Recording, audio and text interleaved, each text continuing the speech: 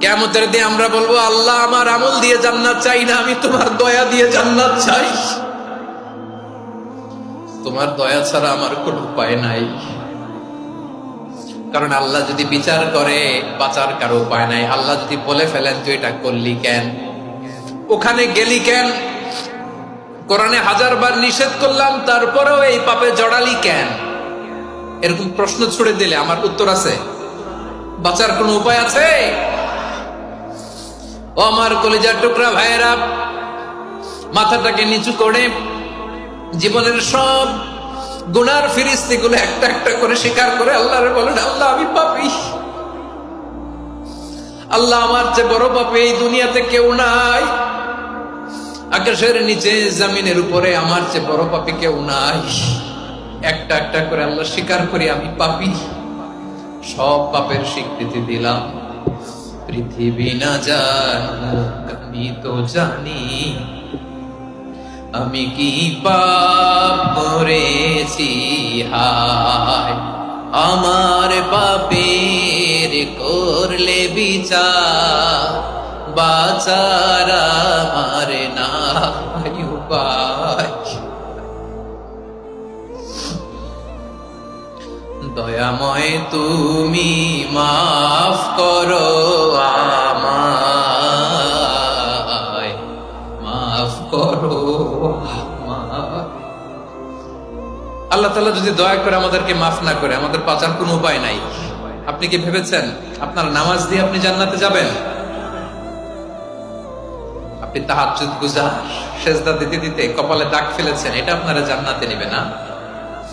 আপনি এলাকার সবচেয়ে বড় হাতেম তাই দানশীল, এই দানের ভরসায় বসে আছেন, কশিন কালো আমাদের নামাজ, আমাদের রোজা, আমাদের ইবাদত, এগুলোকে মিজানের পাল্লায় উঠালে কোনো ওজনই হবে না। তবে আমাদের একটা কৌশল জানা আছে, আমরা আল্লাহর রহমতের ভিখারি।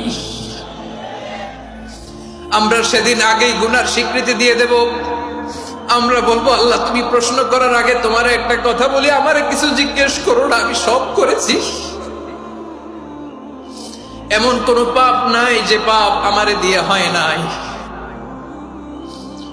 তোমার রহমত দিয়ে তুমি জান্নাতে পাঠাবা, তোমার দয়ায় জান্নাতে যেতে চাই, আমল দিয়ে না। পারবেন বলতে? কিয়ামতের দিন আমরা বলবো, আল্লাহ আমার আমল দিয়ে জান্নাত চাই না, আমি তোমার দয়া দিয়ে জান্নাত চাই। তোমার দয়া ছাড়া আমার কোনো উপায় নাই।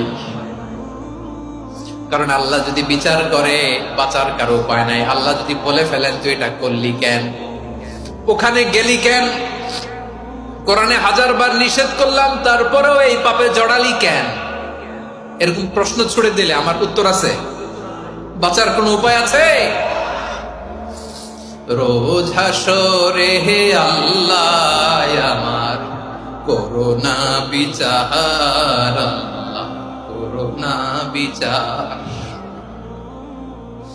বিচার চাই না তব দয়া চাই, এ গুনাহগার করোনা বিচার। আপনার আমল দিয়ে জান্নাতে যাবেন? কি দিয়ে যাবেন? আল্লাহর দয়া দিয়ে। আল্লাহর রহম আর দয়া ছাড়া কেউ জান্নাতের চেহারাও দেখতে পাবে না। আমার প্রিয় ভাইয়েরা, এই দোয়া আল্লাহর কাছে পছন্দনীয় হওয়ার কারণ 3টা। দোয়ার প্রথম অংশে আছে তাওহীদ, আল্লাহর একত্ববাদের ঘোষণা। এই দোয়ার দ্বিতীয় অংশ আছে তাসবিহ, আল্লাহর প্রশংসা সূচক বাণী। এই দোয়ার 3 নাম্বার অংশ পাপের স্বীকৃতি।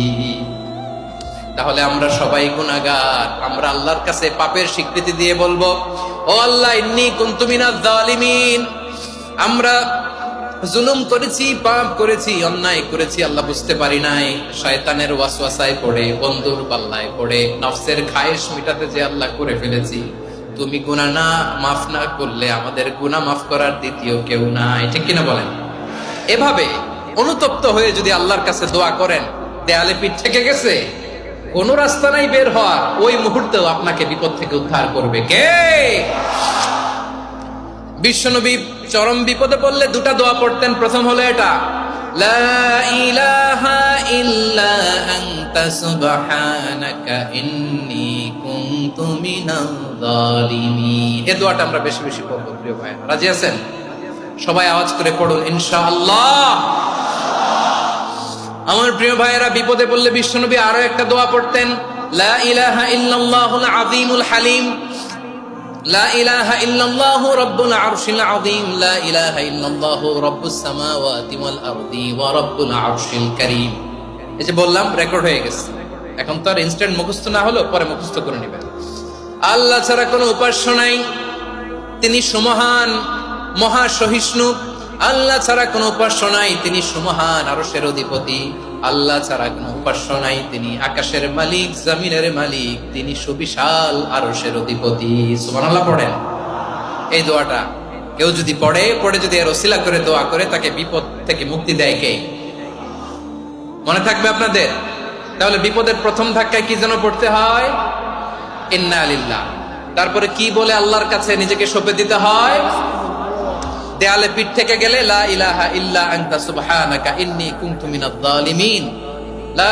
দুই নাম্বার হচ্ছে লা ইলাহা ইল্লাল্লাহুল আযীমুল হালিম, লা ইলাহা ইল্লাল্লাহু রাব্বুল আরশিল আযীম, লা ইলাহা ইল্লাল্লাহু রাব্বুস সামাওয়াতি ওয়াল আরদি ওয়া রাব্বুল আরশিল কারীম। মনে থাকবে? ইনশাআল্লাহ বলেন সবাই, আওয়াজ করে সবাই ইনশাআল্লাহ।